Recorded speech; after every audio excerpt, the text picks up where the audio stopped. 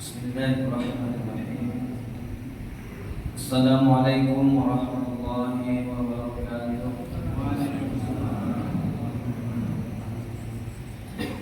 Alhamdulillah, salatu wassalamu ala rasulillah, la hawla wa la quwwata illa billah. Asyhadu an la ilaha illallah wahdahu la syarika lah, wa asyhadu anna Muhammadan abduhu wa rasuluh. Allahumma salli wa sallim wa barik ala Muhammadin wa ala alihi wa sahbihi wa sallama ajma'in. A'udzu billahi minasy syaithanir rajim. Ya ayyuhalladzina amanu taqullaha haqqa tuqatih wa la tamutunna illa wa antum muslimun. Alhamdulillah jamaah rahimakumullah, kita senantiasa bersyukur memuji Allah Subhanahu wa taala semua nikmat yang kita miliki, yang kita rasakan bukan hal lain kecuali kemudian dan pemberian dari Allah Subhanahu wa taala. Yang kita syukuri hari ini, Allah mudahkan langkah kaki kita tegak untuk kemudian bisa menapaki bumi Allah, menghantarkan perjalanan kita menuju rumah Allah ini. Semoga setiap tapakan kaki kita menjadi satu catatan khusus yang nanti menjadi bukti dan sekaligus pemberat mizan kita ketika kemudian amalan-amalan yang lain tak mampu memberikan jawaban-jawaban dari Allah Subhanahu wa taala. Bersyukur kita pada Allah Subhanahu wa taala hari ini alhamdulillah dalam kondisi sehat semua Pak nggih. Alhamdulillah. Semoga setiap kesehatan yang Allah berikan pada kita menjadikan kita semakin dekat dengan Allah sebagai bentuk syukur pada Allah Subhanahu wa taala. Seringkali dalam perjalanan kehidupan kita berdoa kepada Allah Subhanahu wa taala, kita itu minta kaya. Di banyak-banyak doa kita minta kaya, walaupun tidak langsung disebutkan, ya Allah saya minta kaya seperti begini. Tapi yang pasti seringkali manusia itu meminta kaya, karena sesungguhnya ketika sedang meminta kaya itu dia lupa bahwa hidup ini adalah kekayaan. Ketika manusia itu takut untuk mengeluarkan sebagian rezekinya untuk memberi kepada orang lain, sesungguhnya dia sedang lupa bahwa semua yang dia miliki itu justru semuanya adalah pemberian. Ketika dalam perjalanannya dia takut rugi, mungkin kalau memberi ketika dia berdagang sedikit memberikan lebih, dia merasa takut rugi dengan itu. Sungguh dia lupa bahwasanya hidupnya itu adalah bagian di antara keberuntungan yang Allah berikan kepadanya. Yang perlu kita ingat jamaah sekalian, bukan karena hari ini adalah hari yang indah maka kita akan bahagia, tidak. Tapi justru karena hari ini kita bahagia, maka semuanya terlihat begitu indah. Bukan karena hari ini baik, maka kemudian kita bisa tersenyum. Tapi sungguh karena kita mampu tersenyum dengan baik, maka semuanya terlihat baik. Demikian berikutnya, bukan karena bahagia lalu kemudian kita akan bersyukur, tapi sungguh karena kesyukuran kita lah kemudian Allah bahagiakan kita dalam kehidupan. Bahagia dan kehidupan yang indah itu sebenarnya sederhana, tergantung bagaimana kesyukuran seseorang berada di hadapan Allah Subhanahu wa taala, apakah betul-betul dia bersyukur atau bahkan dalam posisi sedang ingkar dengan nikmat Allah. Jamaah hadirin rahimakumullah, salawat dan salam kita aturkan pula pada Rasulullah Muhammad sallallahu alaihi wasallam. Di antara kesyukuran berikutnya, mengenalnya kita dengan agama ini sehingga kita paham diri kita adalah hamba Allah yang sekaligus mentasbihkan diri kita ini adalah umat Rasulullah sallallahu alaihi wasallam. Jamaah hadirin rahimakumullah, insyaallah kita belajar hari ini sedikit di antara ayat-ayat Allah Subhanahu wa taala. Di samping kemampuan juga tidak banyak Pak, jadi kembali yang sedikit kita pelajari. Sering dalam kehidupan kita sehari-hari kita berdoa kepada Allah Subhanahu wa taala, bahkan baru saja kita bermohon pada Allah. Apa doa kita? Ihdinas siratal mustaqim.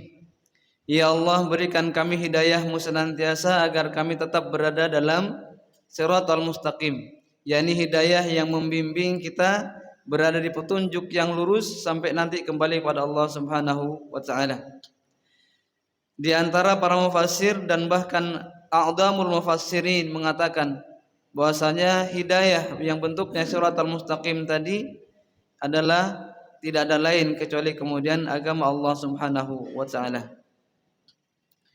Jamaah rahimakumullah. Demikian pula ada dalam salah satu ayat yang sering kita berdoa dengan ini. Di surah Ali Imran ayat yang ke-8. Kita berdoa pada Allah Subhanahu wa taala, Rabbana la tuzigh qulubana ba'da id hadaitana wa hab lana min ladunka rahmah innaka antal wahhab. Doa ini seringkali kita ulang-ulang dalam kehidupan kita, bermohon pada Allah Subhanahu wa taala sebagaimana ihdinas shiratal mustaqim tadi. Para ulama memberikan keterangan buat kita kenapa kita senantiasa bermohon itu pada Allah Subhanahu wa taala, bahkan menjadi satu hal yang wajib dalam salat kita karena masuk dalam ayat-ayat surah Al-Fatihah. Bahwasanya hidayah itu bisa saja kemudian tiba-tiba hilang, atau bisa dikatakan sebegitu mudahnya orang mendapatkan hidayah, tapi juga hidayah itu begitu mudahnya kemudian hilang.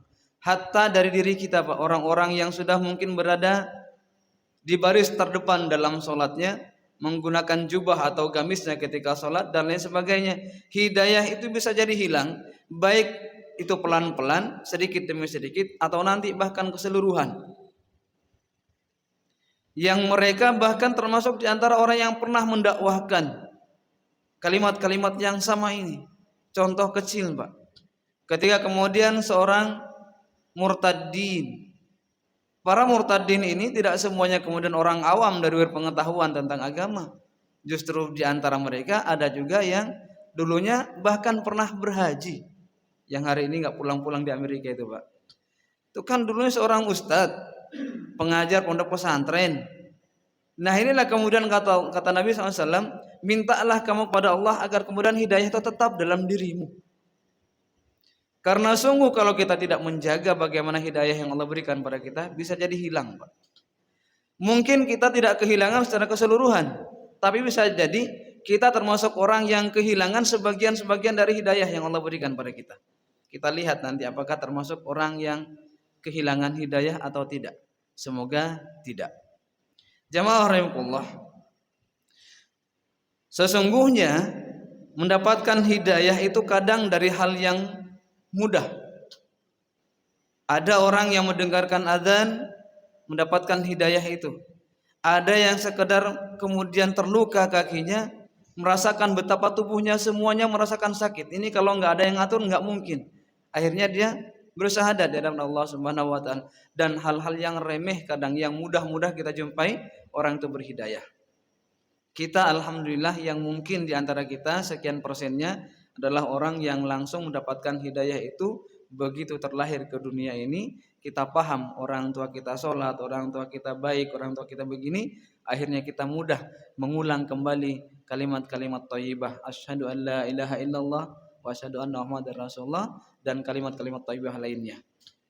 Jamaah rahimakumullah. Sekali lagi, hidayah itu kadang didapati dari hal yang mudah. Tetapi kemudian yang sulit adalah bagaimana menjaga hidayah itu sampai kita nanti menutup mata kembali pada Allah Subhanahu wa taala. Karena banyak perkara-perkara yang bisa menggelincirkan seseorang dari hidayah tadi di saat dia menjaga atau berjalan dengan hidayah itu. Kehidupan ini kalau kita lihat, Pak, sebagaimana kita berjalan di posisi atau di lantai yang basah, yang sekaligus mungkin berlumpur karena berurusan banjir barangkali, rumah yang terendam banjir, atau kita berjalan di sebuah jalan yang jalanan itu berlumpur dan basah sekaligus licin. Inilah perjalanan hidayah yang kita jalani dalam kehidupan ini. Ada orang yang bertahan tangguh bertahan dengan hidayah itu walaupun berat tantangannya. Ada yang mudah terpelanting, kemudian dia gagal dan jatuh nggak mau bangkit lagi. Dan begitulah kehidupan orang-orang yang Allah hadiahkan hidayah kepadanya dalam kehidupan. Banyak perkara yang menjadikan orang itu tergelincir dalam perjalanannya dia menjaga hidayah itu di hadapan Allah Subhanahu wa taala. Salah satu di antaranya, Pak, ketika seseorang itu merasa ujub dengan ketaatan yang dia tunjukkan di hadapan Allah Subhanahu wa taala. Ini yang paling sering terjadi. Merasa saya sudah sholat, saya sudah berhaji, saya sudah umroh, bahkan setahun 3 kali misalkan. Saya sudah begini, semua amal-amal dalam kehidupan akidahnya itu dilaksanakan semuanya. Kemudian merasa bangga dengan itu. Inilah diantara hidayah-hidayah itu, serpihan-serpihan yang sudah Allah berikan kepadanya sudah mulai hilang. Bahkan biasanya Pak, kalau sudah mendekati Idul Kurban, itu rata-rata kaum muslimin hampir kehilangan hidayahnya bersamaan. Ketika kemudian pihak masjid atau panitia sudah menyampaikan 1 bulan yang lalu, jamaah sekalian, masjid kita membuka pendaftaran bagi yang punya kelonggaran rezeki. Sebenarnya bukan longgarnya rezeki, Pak, imannya bergeser apa tidak. Bahwasanya di tanggal sekian nanti setelah Idul Adha, kita akan setelah melaksanakan sholat Id, kita akan sembelih hewan kurban. Maksudnya dibuka karena kita mau berkelompok nih untuk 1 hewan kurban berupa sapi, maka kita buka kelompok-kelompok itu dengan jumlah mungkin kalau di sini 4 juta barangkali per orang atau mungkin kurang dari itu. Itu biasanya ketika hidayah itu sudah hadir dalam dirinya sebelumnya, Pak, paham kalau itu bagian dari amal ibadah dalam beragama, ini tiba-tiba hidayah ini redup. Bahkan nanti bisa jadi hilang. Apa penghilangnya, penghalang-penghalangnya? Sebenarnya Allah memberikan hidayah kepada kita itu sebagaimana Allah turunkan hujan. Allah tidak melihat siapa saja, Allah tidak eksklusif memberikan hidayah, inklusif Allah berikan hidayah kepada siapapun, dan itu turunnya setiap hari, setiap saat, setiap waktu. Hanya saja di antara manusia itu banyak yang menggunakan payung dalam dirinya agar kemudian hujan hidayah itu enggak menyentuh di hatinya. Ada pengumuman dari masjid dipasang mungkin spanduknya yang daftar siapa sudah mulai ada yang sudah mulai menutup itu.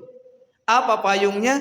Kebutuhanku masih banyak, sehingga kemudian berkorban itu bisa jadi hal yang berat buat dirinya. Kenapa? Tahun lalu sudah aku berkorban, walaupun mungkin masih mampu juga hari ini. Ini khusus yang besok Senin kita masuk tanggal 1. Belum lagi di perintah-perintah yang lain, hidayah itu tiba-tiba hilang. Bahwasanya mempelajari sebuah ilmu atau belajar tentang ilmu itu bagian dari kewajiban dalam beragama kita. Berapa persen di antara kita yang kadang sengaja menyempatkan waktu untuk belajar karena merasa, oh, aku sudah paham, ini aku sudah bisa, itu sudah bisa. Mungkin begitu. Ya, semoga saja kalaupun kita nggak sempat dalam sebuah majelis ilmu, mungkin kita betul-betul karena ada alasan syar'i sehingga majelis ilmu itu kita tinggalkan. Jamaah rahimakumullah, sebenarnya mereka tahu kalau dirinya itu butuh pengetahuan. Mereka itu tahu orang duduk di majelis itu punya keutamaan di hadapan Allah Subhanahu wa taala. Tapi hidayah yang begini sudah dipayungi, tidak perlu nyentuh di hatinya.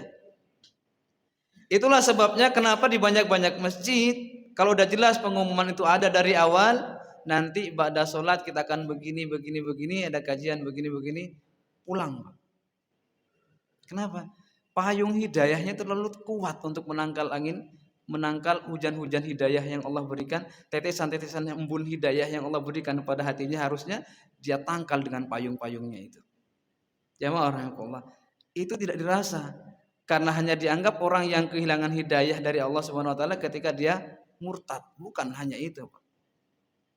Jangan sampai kita mendapati diri kita ternyata pernah memayungi hidayah Allah sehingga sentuhan di hati terhalangi dengan payung-payung itu. Jamaah rahimakumullah, kita belajar semoga selaras kemudian doa kita dengan apa yang Allah berikan pada kita. Berdoa kita pada Allah Subhanahu wa taala, ihdinas siratal mustaqim, ya Allah, hidayahkan kepada kami agar kami tetap berada di jalan yang lurus ini, di agama ini yang benar. Bagaimana mungkin kita akan beragama dengan benar?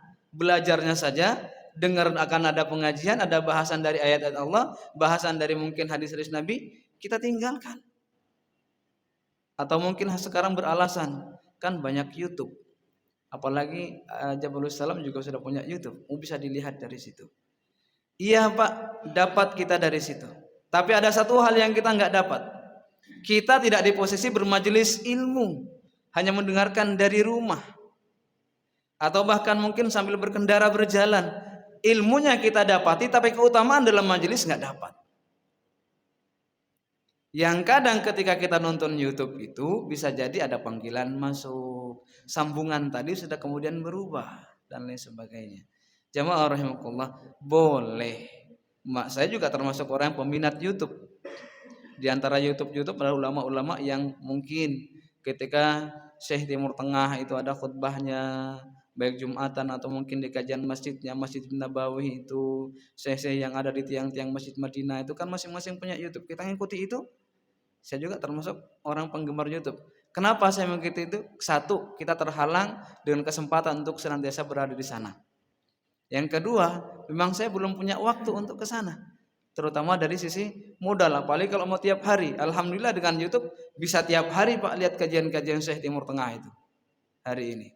Jamaah rahimakumullah, keilmuan kalau kita lebih fokus ketika dengar satu kalimat, kalau saya di rumah berusaha kemudian cari kitabnya, baik itu mungkin kalau kitabnya ada secara fisik itu ada, kadang juga kita cari rujukan-rujukannya itu berdasarkan mungkin apalah filenya yang perlu kita buka, baik itu berbahasa Arab atau bahasa Indonesia. Kalau bahasa Inggris saya nggak, kurang mampu, bahasa Arab sedikit aja juga mampunya sebenarnya.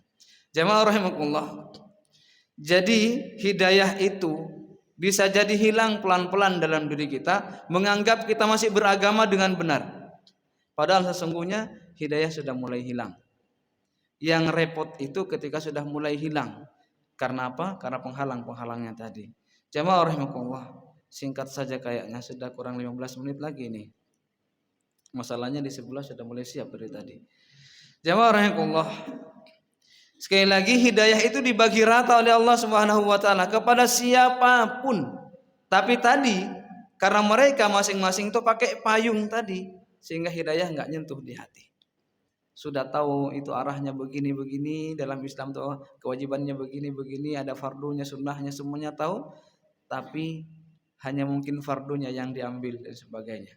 Jamaah rahimakumullah, apa sesungguhnya yang menghalangi hidayah itu tetap ada sampai kita menutup mata kita? Yang pertama, penyebab terhalangnya hidayah dalam hati kita, pada hati kita itu adalah ketika seseorang itu mengikuti akalnya. Yang akal itu kadang dipakai pembenaran, bahkan mengambil hadis, bahkan Quran untuk membenarkan akalnya, kategorinya akal-akalan lah gitu Pak. Kemarin yang sampai hari ini dipahami banyak orang, bahwasanya ada seorang tokoh publik yang mengatakan bahwa LGBT itu adalah kodrat. Akhirnya orang awam menganggap, oh benar itu kodrat. Itu kan dari akal-akal yang kemudian dinisbahkan kemana-mana yang mungkin tidak jelas sumbernya. Bahkan beliau yang mengatakan kodrat itu bukan orang sembarangan Pak. Beliau itu mutaharrij, lulusan yang baik di sebuah pondok pesantren ketika dulunya nyantri.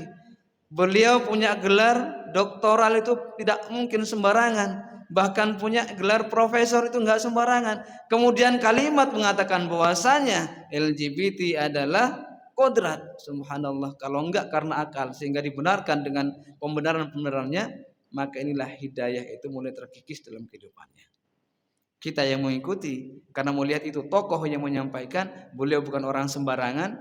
Nah, mudah-mudahan padahal kita paham kata Nabi SAW, kalau kalian dapati, apalagi sedang melakukan kata Nabi, orang seperti kaumnya Nabi Lut, maka dimanapun kalian jumpai itu bunuh. Disuruh bunuh Pak. Kita belum pernah melakukan itu karena kita nggak punya kuasa untuk itu. Kenapa? Undang-undang kita yang menghalangi itu. Seandainya mungkin undang-undangnya kaum muslimin yang berjalan, Bisa jadi nggak perlu kita yang melakukan, tapi ada negara, ada institusi yang mungkin di dalam undang-undang kaum muslimin itu yang akan melaksanakan itu. Dan yakin itu akan habis. Nah ini hidayah yang sesungguhnya sudah ada. Bahkan kata Nabi suruh bunuh ketika ada orang begitu. Tapi hari ini dikatakan seakan-akan legal, itu bagian dari kodrat. Nah ini hidayah sudah mulai hilang nih. Dan banyak hal lagi lah yang kemudian secara akal disesuaikan dengan akal. Kalau nggak sesuai dengan akal, nggak diambilnya. Ini walaupun sumbernya dari hadis Nabi, dari Quran, nggak sesuai dengan akal, bisa hilang. Apalagi beragama dengan akal-akalannya sehingga kemudian petunjuk dari Nabi itu hilang. Ketika menyatakan bahwasanya salah satu ayat Allah di surah Al-Mujadalah ayat yang ke-11 dijadikan dalil untuk melaksanakan sholat berjamaah dengan cara berjarak-jarak. Sehingga keterangan Nabi yang banyak, sawu sufufakum, istaqimu wa'tadilu, luruskan, rapatkan, itu jadi hilang. Hanya gara-gara tafassahu fil majalis. Quran pagi-pagi, itu kan akal.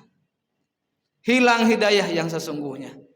Jamaah rahimahullah, ini diantaranya penghalang hidayah itu ketika kemudian akal didahulukan daripada apa yang Allah turunkan kepada nabinya yang menjadi pedoman buat kita kaum muslimin. Kemudian yang kedua, itu ada namanya fanatik. Bagaimana orang kemudian taklid beragama itu. Kita lihat nanti sebagaimana kisah ini pernah muncul yang terjadi pada paman Nabi, yakni Abi Thalib. Bagaimana kemudian beliau sampai menutup mata, tidak mau dengan hidayah yang sedang diantar oleh Rasulullah kepada beliau. Yang ketiga, pengaruh teman yang buruk, Pak. Ini juga muncul dalam kisahnya beliau, nantinya kita pelajari. Sampai yang keempat, takut dicela oleh manusia atau karena gengsi. Gengsi itu juga bisa menghilangkan hidayah yang sesungguhnya sudah ada dalam hati kita. Dalam sebuah hadis diceritakan bahwasanya Sa'id bin Musayyib itu mendapatkan cerita dari bapaknya dalam sebuah hadis ceritakan yang panjang. Semoga bisa kita ikuti dan kita pelajari ulang mungkin nanti ketika kita ada kesempatan.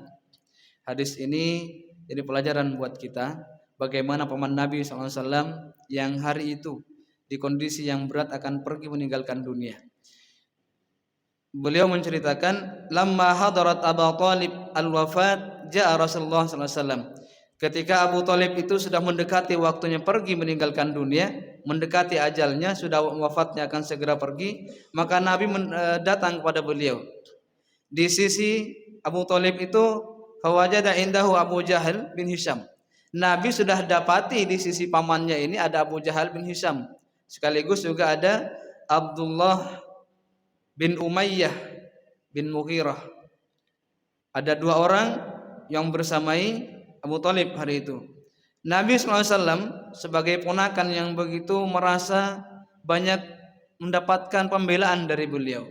Dari perjuangan-perjuangan dakwah hari itu, bagaimana kekejaman-kekejaman Quraisy pada Nabi SAW masih bisa terlindungi dengan adanya Abu Thalib hari itu.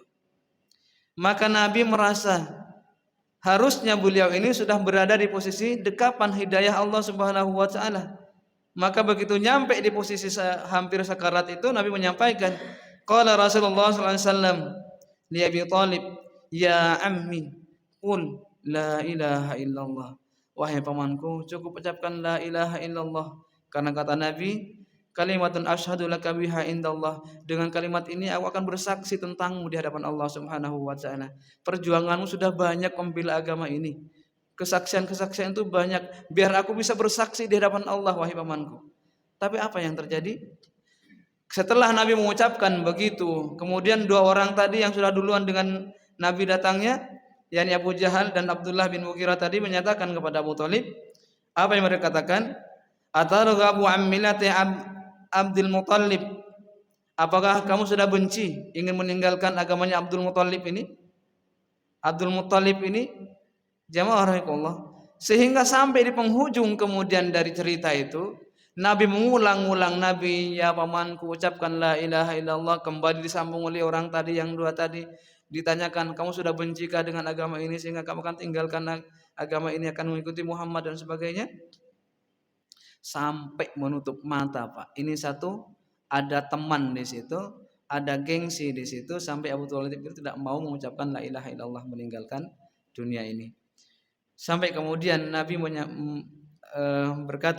bersabda berikutnya, amma wallahi la astaghfiranna lak, sesungguhnya aku akan beristighfar pada Allah Subhanahu wa taala, memohonkan ampun kepada Allah, malam annahu annaka.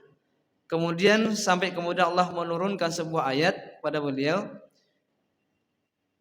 yang diantaranya menyatakan, innaka la tahdi man ahbabta, sesungguhnya engkau tidak akan mampu memberikan hidayah, petunjuk itu kepada orang yang sekalipun kamu cinta banget dengan orang itu.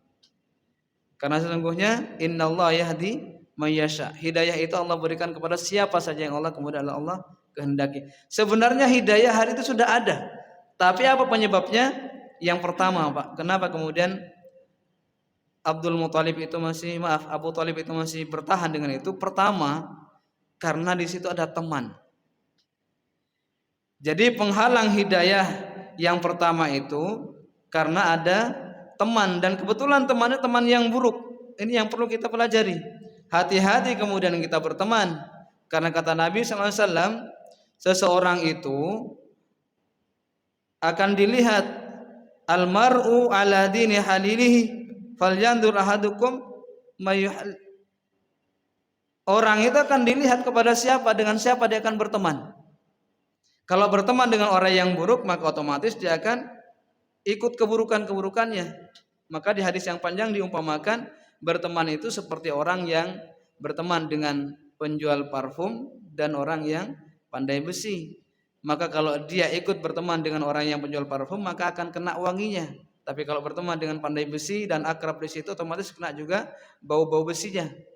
Jamaah rahimakumullah, itulah yang terjadi. Kemudian kenapa Abu Thalib tidak sempat mengucapkan la ilaha illallah walaupun sudah diulang-ulang oleh Rasulullah SAW.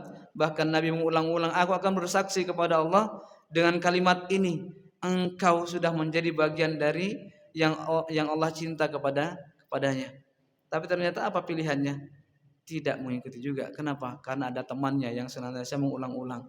Jamaah rahimakumullah. Jadi penghalang hidayah itu apa? Kalau anak muda mengatakan circle-nya itu yang mesti dihati-hati.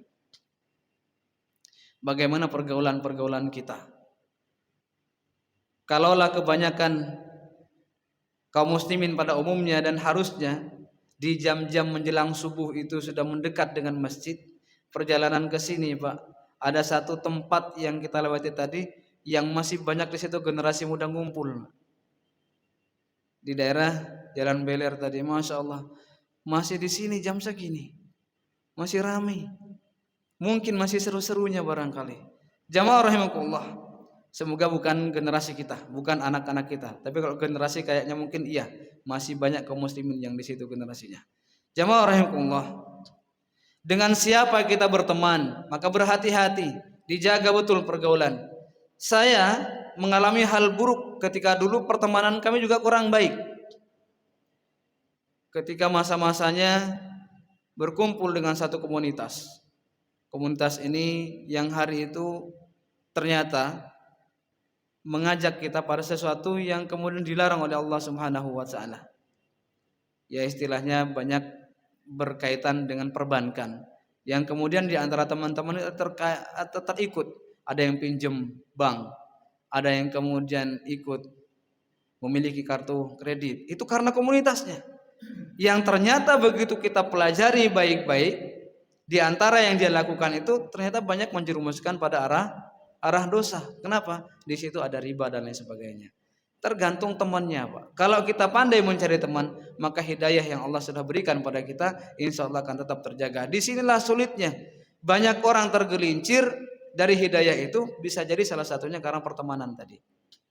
Singkatnya, kemudian yang kedua yang kita bisa ambil pelajaran dari kisahnya Abu Thalib tadi, ada taklid dengan agama nenek moyang, sehingga diulang-ulang terus. Apakah kamu akan tinggalkan agama nenek moyang kita? Apakah kamu sudah benci dengan agamanya Abdul Muttalib? Sehingga itu ditanamkan terus lisan yang mudah berucap apa saja kemudian tertahan tidak mengucapkan, padahal nggak pakai menggerakkan bibir, Pak. La ilaha illallah itu bibir nggak rapat sama sekali. Itu saja kata Nabi kamu ucapkan, aku akan bersaksi di hadapan Allah engkau punya banyak andil dalam perjuanganku. Jamaah rahimahullah. Maka banyak kita jumpai di beberapa ayat itu kemudian bahwasanya dalam salah satu ayat Allah di surah Al-Maidah, wa idza qila lahum ta'alu ila ma anzalallah wa ila rasul qalu hasbuna ma wajadna alaihi aba'ana. Orang-orang itu ketika diajak untuk beribadah, diajak untuk berada di genggaman hidayah Allah berislam ini dikatakan ila ma anzalallah, yang Allah turunkan pada rasulnya, mereka mengatakan hasbuna ma wajadna alaihi aba'ana, bagi kami sudah cukup apa yang kami dapati dari orang tua kami, nenek moyang kami sudah punya agama, kami akan begitu. Ini bahasanya ketika terkait agama. Sama dengan hari ini, Pak, ketika sebuah ilmu tersampaikan, juga banyak orang yang tidak mau mengambilnya walaupun beralasan dengan Quran kita sampaikan. Kami sudah dapati dari orang-orang yang kami jumpai sebelumnya bahwasanya ilmu yang begini cukup buat kami yang ini saja, sehingga sulit untuk terbuka. Jamaah rahimahullah, semoga kita beragama tidak taklid sementara juga sumbernya jelas dan nyata kita sampaikan. Kemudian apa ujungnya? Wa awalau kana aba'uhum la ya'lamuna syai'an wa la yahtadun. Padahal bapak mereka itu dulu beragama, dia tidak tahu sebenarnya harus seperti apa. La yahtadun, enggak ada hidayah sebenarnya pada dirinya. Tapi karena anaknya menjumpainya begitu, bapaknya sudah begitu, sudah diikuti begitu. Sama dengan kasus yang tadi, diulang-ulang agama kita itu begini, berbeda dengan agama yang dibawa oleh Muhammad SAW, maka kamu akan mengikuti itu karena ada taklid dengan yang begitu. Kemudian Abu Thalib kemudian tetap bertahan tidak mengucapkan apa-apa sampai dia menutup mata. Lalu yang ketiga, karena sudah kurang 8 menit, kan nanti kita ada tanya jawab insyaallah, sedikit sharing lah mungkin. Kemudian yang ketiga, membuat Abu Thalib itu bertahan karena ada kekhawatiran nantinya. Karena hadis itu panjang. Takut dicela oleh manusia atau ada gengsi. Kita nih, Pak, banyak kita dapati generasi kita itu tidak serta-merta kemudian mampu meninggalkan circle-nya tadi. Ketika panggilan azan sudah berkumandang, ada orang yang mau beranjak pergi untuk menyambut panggilan itu akan ditegur oleh temannya, mau kemana kamu? Ke masjid. Sok suci kamu. Sejak kapan kamu pergi ke masjid itu? Sudah lupakah kebiasaan kita? Masya Allah. Ini yang sering terjadi. Takut kemudian kalau dia dianggap orang yang lebih baik dalam satu sisi. Dalam sisi yang lain, gengsi kalau kemudian dia berubah dari kebiasaan-kebiasaannya, meninggalkan kebiasaan yang lamanya. Ini yang terjadi, Pak. Hidayah sudah banyak bertebaran, bahkan turunnya sebagaimana Allah menurunkan hujan. Tapi karena banyak payung ini, salah satu payungnya adalah payung gengsi. Gengsi di hadapan manusia. Di salah satu hadis itu, di sambungannya hadis tadi mengatakan bahwasanya kemudian ketika Rasulullah SAW mengajak Abu Thalib itu melafadzkan la ilaha illallah, maka beliau berucap, Abu Thalib mengatakan, kalau maaf, seandainya bukan karena cemoohan orang Quraisy, kalau tidak karena khawatir akan dicemooh oleh orang Quraisy, maka sungguhlah kemudian kata-kata yang dikhawatirkan itu adalah kalau Abu Thalib itu mengikuti apa yang Nabi sampaikan, maka dia akan dibilang jiwanya penakut. Dia dipandang sebagai seorang pengecut. Takut kalimat itu muncul, maka kemudian dia lebih bertahan agar kemudian tidak mengucapkan la ilaha illallah di penghujung kehidupannya. Hidayah yang sudah begitu besar dihantar langsung oleh orang yang paling mulia dalam kehidupan dunia ini sampai akhirat, orang yang paling dipilih oleh Allah Subhanahu wa taala untuk membimbing seluruh umat manusia, lalu kemudian ditolak hanya gara-gara ada gengsi, takut dibilang penakut, gengsinya besar. takut dibilang orang sok suci, takut dibilang orang, wah kamu sok suci nih, sholat di saf paling depan, atau bahkan biar terlihat sebagai orang yang alim. Sejak kapan kamu berubah jadi alim begini? Ada mungkin rasa-rasa itu, kemudian besok hanya gara-gara pujian atau cemoohan orang, kemudian dia mundur, nggak mau lagi di saf depan. Ini masuk di posisi riya, Pak. Biar nggak riya, maka milihlah, karena sering diucapkan orang, kamu sok suci ada di saf depan terus. Jamaah rahimakumullah, kita juga berhati-hati dengan teman kita, janganlah berucap yang demikian, karena bisa jadi di hatinya akan dipikir terus, jangan-jangan memang aku termasuk orang yang sok suci, ketika ilmunya dilupa bahwasanya saf depan itu saf terbaik.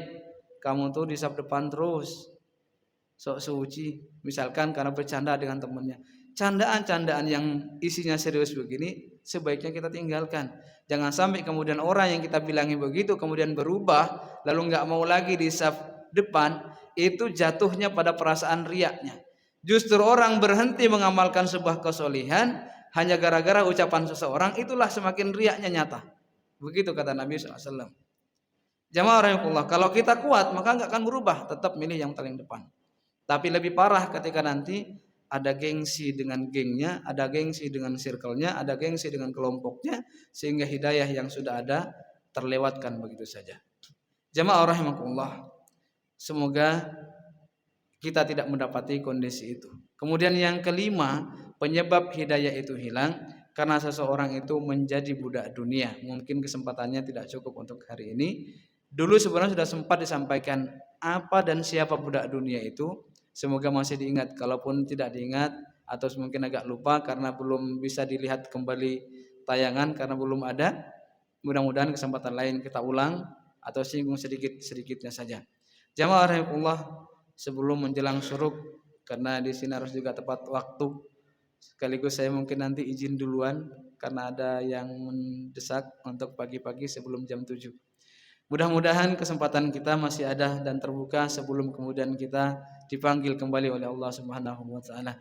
Semoga yang singkat ini jadi pelajaran buat kita, bahwasanya jangan pernah kita menghalangi hidayah yang sudah Allah berikan pada kita. Hidayah-hidayah sesungguhnya sering kita halangi sendiri, bukan Allah enggak ngasih hidayah buat kita. Ke masjid manakala kita punya kemampuan, yang didoakan oleh malaikat bahwasanya yang berinfak pagi itu, bersedekah pagi itu didoakan oleh malaikat agar kemudian Allah menambah. Tapi ketika mungkin tidak sengaja atau mungkin karena betul-betul lupa, mudah-mudahan kita lupa, itu bukan sengaja memayungi hidayah yang sudah ada. Tapi kalau karena kita, jangan berinfak dulu lah, karena kita masih ada kepentingan yang lain. Nah ini nih yang jadi payung yang menghalangi hidayah yang sudah ada, sehingga hati tidak tersentuh dengan pelaksanaannya. Padahal konsepnya sudah tahu, pelajarannya sudah ada, ilmunya sudah dipahami baik-baik. Bahwasanya bersedekah di pagi hari akan didoakan malaikat. Kalau tidak dengan sengaja dan beralasan sehingga hidayah terhalangi tadi, maka malaikat yang satunya berdoa, berikan kesusahan dan kefakiran kepadanya. Itu kan kita khawatirkan, Pak. Tapi kalau yang hari ini belum berinfak, barangkali tidak sengaja karena mungkin lupa atau tertinggal tadi, sehingga kebiasaannya sedikit terhalangi. Jamaah rahimakumullah, demikian pula di kewajiban yang lain. Solat yang diwajibkan Allah, difardukan buat kita, jangan pernah kita punya alasan sehingga hidayah yang tetap itu jangan sampai pernah tergeser, pernah tertutupi. Kalau sekali tertutupi, nanti akan ada penutup berikutnya, lama-lama tebal tutupnya dan kita jauh dari yang diwajibkan, termasuk solat ini. Lama-lama menunggu adzan, berikutnya nunggu iqomah, berikutnya nunggu takbiratul ihram, berikutnya masih rakaat pertama, berikutnya belum juga salam. Lama-lama tuh belajar sudah sholat di rumah. Setelah sholat di rumah, waktunya diulur, akhirnya ditinggalkan. Naudzubillah. Itulah pelan-pelan hidayah itu terhalangi karena dibisikkan oleh setan yang senantiasa dikatakan oleh Quran, yuwaswisu fi sudurin nas. Dia tidak akan pernah berhenti membisikkan itu untuk menutup hidayah itu dan masuk di perasaan-perasaan kita. Jamaah rahimakumullah, semoga yang singkat ini jadi pelajaran buat kita. Kita pertahankan betul-betul bahwasanya berjalannya kita memegang hidayah ini sebagaimana kita berada di jalan yang licin dan berlumpur yang berbahaya. Kalau kita tidak kuat menjaganya karena Allah Subhanahu wa taala, Maka kemudian penjagaan ini jangan karena kita, tapi bermohonnya pada Allah Subhanahu wa taala semoga hidayah itu tetap kita genggam sampai kita kembali pada Allah, menutup mata mengakhiri kehidupan di posisi yang terbaik, husnul khotimah, membawa seluruh hidayah yang Allah berikan dan kita laksanakan sebaik-baiknya. Barangkali ini singkat buat pelajaran kita, barangkali ada yang diseringkan, disilahkan.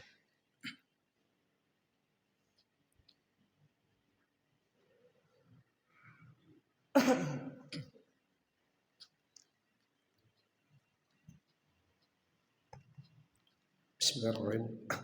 Tadi kesimpulannya kan hidayah itu akhirnya biasanya kan anggapan umumnya hidayah tuh dan nunggu kita belum dapat hidayah, jadi cenderung pasif.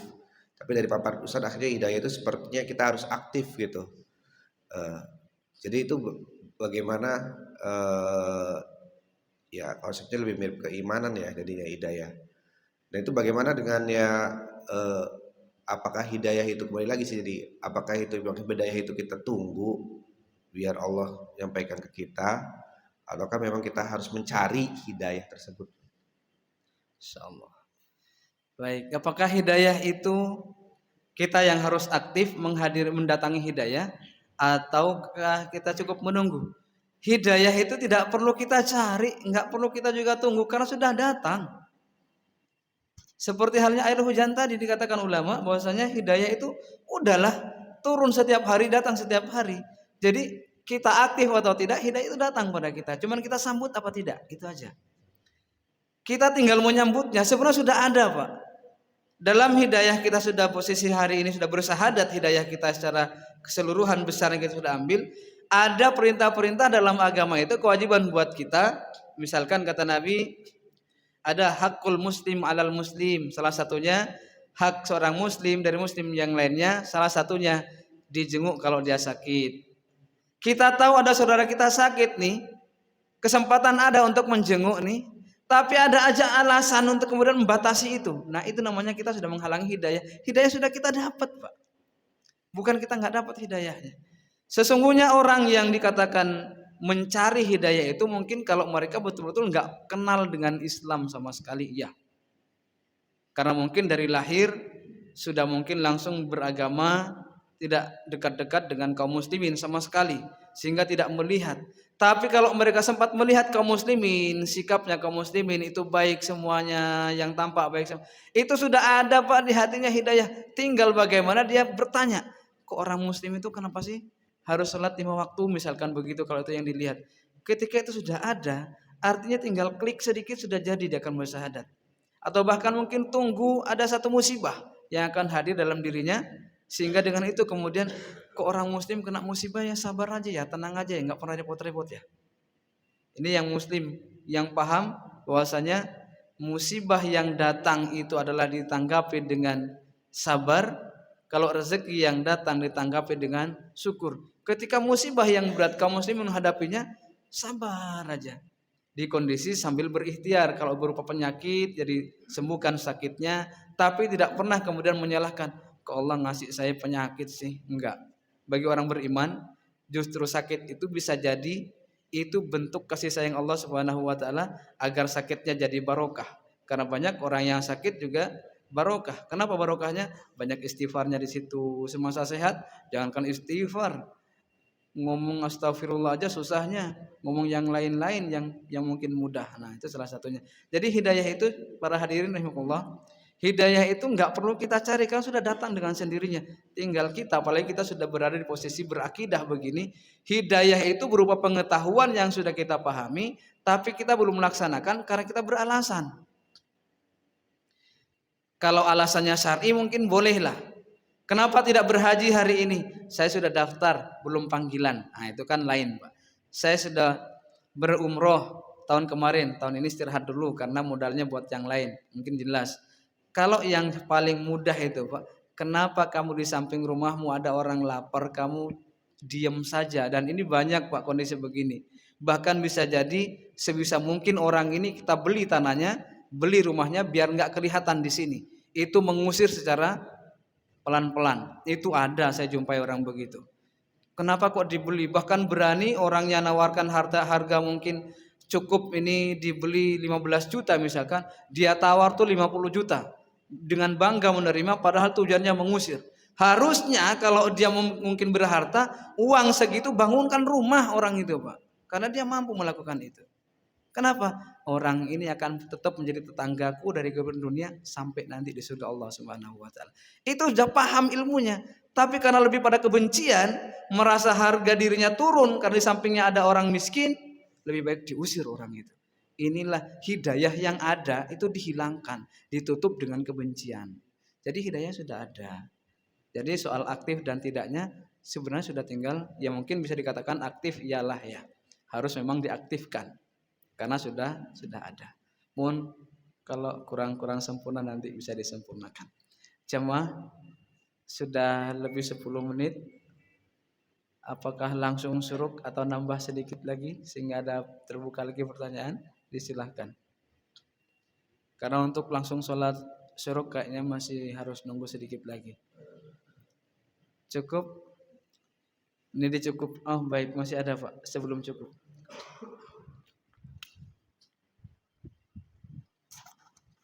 Bismillahirrahmanirrahim. Assalamualaikum warahmatullahi wabarakatuh. Waalaikumsalam. Sedikit menyimak apa yang disampaikan Pak Ustadz tadi, bahwa yang membatasi turunnya hidayah itu adalah pembatasan daripada akal kita sendiri. Pertanyaan saya, akal ini adalah karunia juga dan hidayah juga. Di sisi lain yang membatasi hidayah tadi adalah payung akal-akalan kita. Izin Ustaz disampaikan penjelasannya. Terima kasih. Wassalamualaikum warahmatullahi wabarakatuh. Maaf, saya kurang paham Pak. Gimana maksudnya?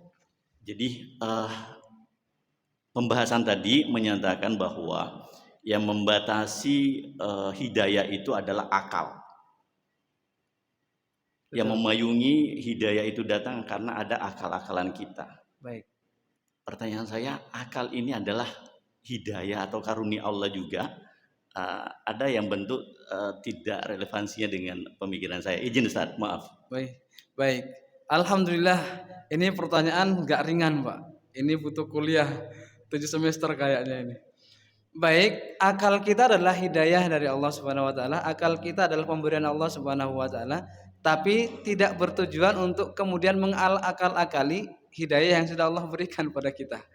Kemampuan kita, perbedaan kita dengan makhluk Allah yang lain justru karena kita sempurna dengan akal itu. Jadi yang dimaksud dengan kemudian terhalangnya hidayah dengan akal, ketika kemudian mengakal-akali apa yang sudah Allah tetapkan, Rasul tetapkan, kita carikan pembenaran sesuai dengan keinginan kita, Pak. Keinginan ini bersumbernya dari akal kita sendiri, akal-akalan kita lah, manusia pada umumnya. Sehingga tadi contohnya atau contoh yang lain mengatakan bahwasanya kenapa sih para wanita kalau keluar rumah tidak berhijab? Alasannya gerah. Itu kan akalnya saja. Atau karena ada ulama mengatakan bahwasanya berjilbab itu adalah hanya tradisi orang Arab. Padahal kalau kita lebih pada hidayah sesungguhnya, perintah berhijab itu sudah ada dalam Quran. Tapi karena ada pembenaran dengan akal, itu kan hanya tradisi orang Arab saja dulu.